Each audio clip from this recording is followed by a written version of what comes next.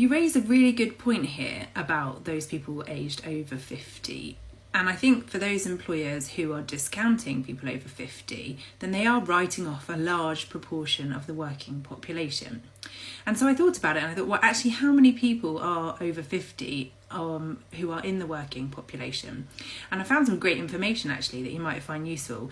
It's on the Centre for Aging Better website, where they've done some research in recently actually, and it says the number of over 50s in the workplace has grown over the last 20 years. And as we know, we are an ageing population. And as I said, employers who discount those people over 50 are actually writing off people with a lot of experience and also a large number of the potential workforce. But what is interesting about the information on here that I'd quite like to share with you is that actually it's those workers aged 50 to 64 who have had the most impact as a result of the pandemic. So what you're saying here is actually correct and backed up by statistics, that it is those over 50s who are the first to be fired or who are not considered for employment.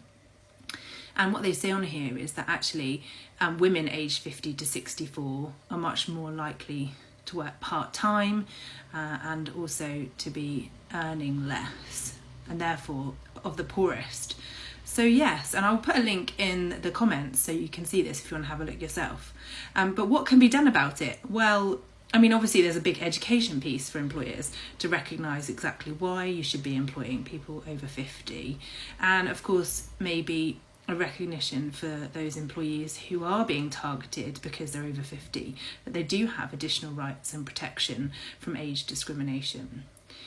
Age discrimination claims can be particularly tricky and difficult to pursue because of the level of proof required, but it's certainly worth getting advice if you find yourself in a situation where you think, actually, I've been fired or overlooked for a job or promotion because of my age.